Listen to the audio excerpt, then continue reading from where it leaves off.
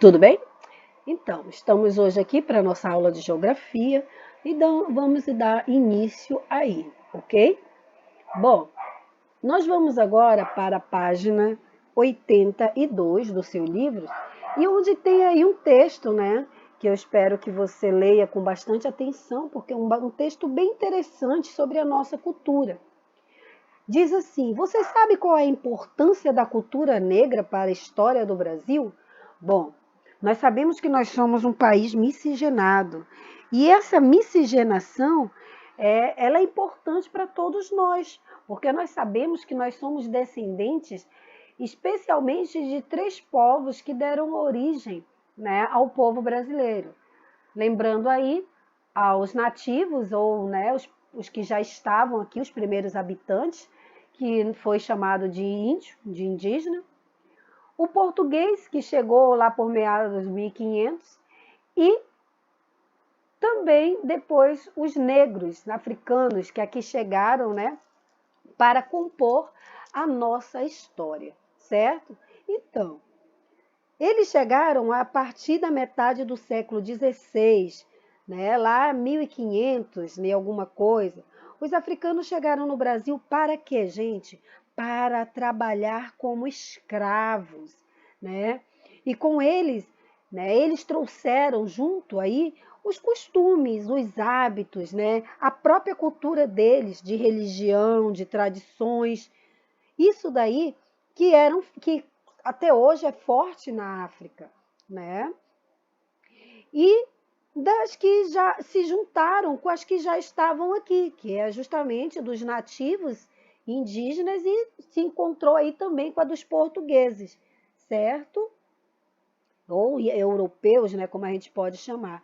E essa união aí de todos, né, deu origem aí ao que a gente chama de identidade brasileira, que é essa cultura miscigenada, né, misturada de povos. E a contribuição da origem africana aí para nossa, para essa construção da personalidade, são, né, marcantes, né? E elas estão em todas as partes, é inegável isso.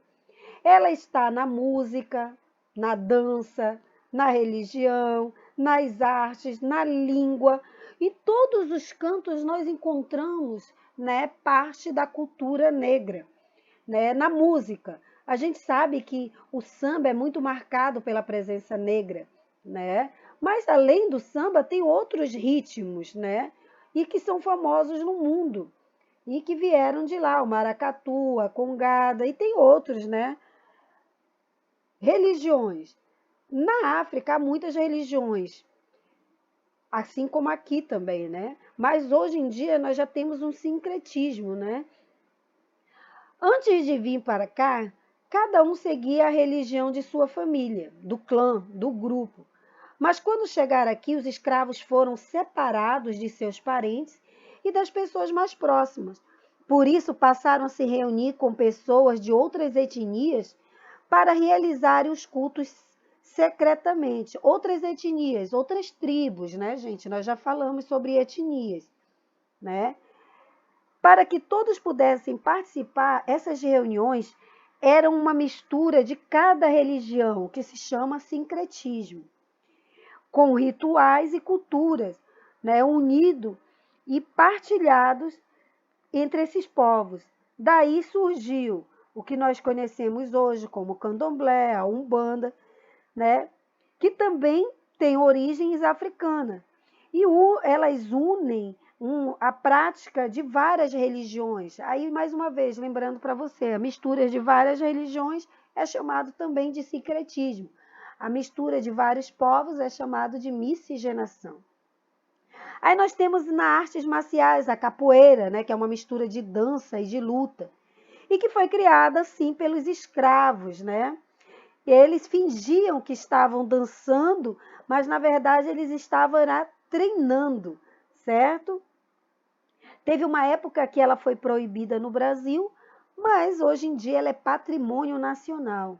E também aí tem a língua, né? A língua africana, que tem uma grande influência no modo de falar do povo brasileiro, que é a nossa língua. Nós temos o português do Brasil. considerada, né, bem diferente do português lá de Portugal. A maior parte das palavras que enriquecem o vocabulário brasileiro vem do quibundo, língua do povo banto, né, lá da África. E aí nós temos algumas, como bagunça, que significa desordem, confusão, né? Gangorra, que é aquele balancinho de criança, moleque, pudim, quindim, né? Tem várias palavras de origem africana que nós usamos. Nós também temos agora nós vamos falar na página 83, a respeito do crescimento da população brasileira. Bom, o crescimento da população brasileira, né, nós vimos que o Brasil só passou a existir mesmo quando se tornou um país, né? Não foi na chegada dos portugueses, nem com os nativos que já moravam aqui, certo? Bom, para sabermos a evolução do número de habitantes do nosso país, é realizada uma pesquisa chamada Censo Demográfico, que é realizada por quem? Pelo IBGE. E a primeira que foi realizada foi lá em 1872, quando a gente ainda era reinado, né? Ainda era governado ali por Dom Pedro, certo? E hoje em dia ela é feita geralmente, né, pelo IBGE, é feita a cada 10 anos. Né? E o que é isso? É a contagem, né, das pessoas, da população do país, do nosso país. Levantamento de quantas pessoas moram, né, no país. Aqui nós temos um gráfico, né, com barrinhas amarelas e os anos. Olha quanto era a nossa população, ó, número de pessoas em milhões. Aqui eram 9 milhões e 900 mil. Né? Em 1890, 14 milhões. 300 mil. Em 1900, aqui nós já estamos em 2020? Não, mas aqui é uma estimativa de quando será a população, uma projeção de quanto mais ou menos será a população do Brasil em 2000, né? Aí, 200, em 2020 será uma estimativa, nós estamos numa estimativa aí de 212 milhões de pessoas. Bom, aí você observa o gráfico, né? Olha aqui, ó. Ele teve um gráfico ascendente, né? Ele foi crescendo, em ordem crescente. Bom, a gente pode observar aí, notar no gráfico o tamanho das que as colunas aumentaram. Isso quer dizer que a população sempre vem crescendo. Mas ela vem crescendo por quê? Bom, nós temos alguns fatos que fizeram a população crescer. Notem que até 1950 a demanda de crescimento não era muito grande. Ó, cresceu até 1950, mas não tanto quanto de 1960 para os anos seguintes, 10 anos, de 10 em 10 anos. A população deu um salto muito grande a partir de 1950. O que se deu isso? Bom, em 1950, alguns fatores começaram a acontecer para o crescimento mais rápido da população. Um deles foi o avanço da medicina, tá? E dos medicamentos. Muitas crianças morriam, a gente chama de taxa de natalidade baixa. Muitas crianças morriam ao nascer, né? A faixa etária também das pessoas era baixa, até 50, 60 anos, as pessoas já estavam velhinhas e morriam. Mas com o avanço da medicina e dos medicamentos, reduziu aí o número de mortes por doenças, né? As crianças, né, e as pessoas mais velhas não morreram. E também chegou aqui no Brasil, né, muitos imigrantes para trabalharem no século XX. Por que eles vieram para o Brasil? Porque eles estavam fugindo da guerra, da pobreza, causada pela Segunda Guerra Mundial. Lembra lá da Guerra da Alemanha, né, de Hitler? Pois é. E também algumas coisas melhoraram, como o serviço de distribuição de água, coleta de lixo e esgoto. Isso aí deu uma melhor qualidade de vida para as pessoas e ajudou o crescimento acelerado, porque as pessoas não morriam, não morrem mais como antigamente, né?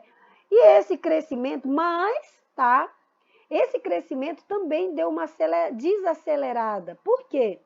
Porque apesar de termos toda essa tecnologia de vacina, de medicamentos, aconteceu um fato também marcante. Antigamente, as mulheres não podiam sair de casa para trabalhar, só podiam ficar em casa, educando os filhos, tomando conta dos filhos. Hoje em dia, cozinhando, né? Já hoje em dia, não. As mulheres, elas podem sair de casa, tá? Para quê? Para trabalhar. E hoje as mulheres não querem, né, ter muitos filhos. As mulheres têm no máximo 3 filhos. E isso também fez com que a população não crescesse como estava crescendo, certo? As mulheres tinham 10 filhos, 11, 15. Imagina você tendo esse tanto de irmão. Hoje em dia não. As mulheres, tá, não têm tantos filhos como antigamente, certo? E também nós não temos tido tantos imigrantes no Brasil como nós recebíamos antigamente de outros países, tá?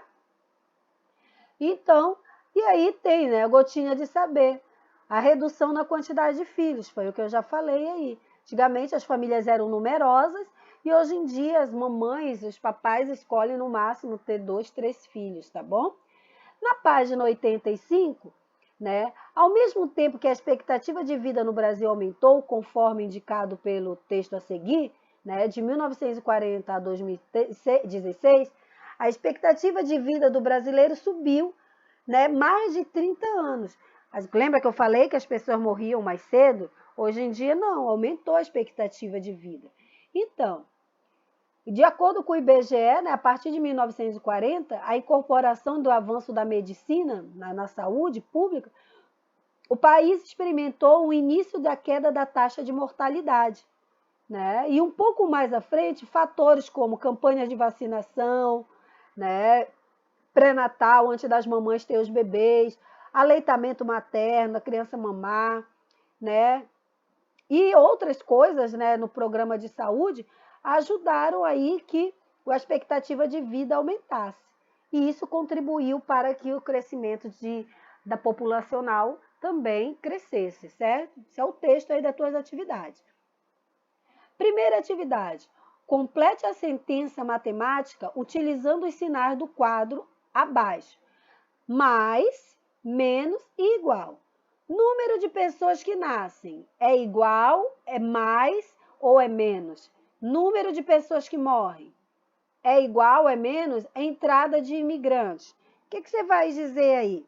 Você vai colocar aí o sinal. Se o número de pessoas que nascem, ele é mais, ele é menos ou ele é igual ao número de pessoas que morrem? No segundo, o número de pessoas que morrem é mais, é menos ou é igual à entrada de imigrantes? E nesse último aí, a entrada de imigrantes é mais, é menos ou é igual ao crescimento da população? Entendeu o que é para fazer? Botar o sinalzinho aí, tá? Lendo o texto, vendo todos os textos, né? Dá para saber aí, tá bom? Na segunda, com base no que você aprendeu e observando as fotos das páginas anteriores e anterior, é correto afirmar que, com a diminuição de número de filhos por mulher, está havendo uma redução no número de pessoas em cada família? As mulheres parando de ter muitos filhos diminuiu a quantidade de pessoas em casa? Na terceira, de acordo com o texto desta página, em comparação em 1940, quantos anos a mais, aproximadamente, espera-se que viva uma pessoa que nasceu em 2016? 10 anos, 20 anos ou 30 anos? Por que na quarta? Porque houve queda de número de mortes da população. Por quê? Depois de 1950 para cá, ou 1940, como diz aí no comando, por que que nessa época para cá houve a diminuição no número de mortes da população, tanto na taxa de infantil, quanto da população idosa? Então é isso que você vai responder, né? Pelo acesso de alguns serviços, lembra? Então, crianças, aí eu falei que a gente vai até a página 85, certo? Hoje, então fiquem com Deus e até a próxima aula, tá bom? Beijo!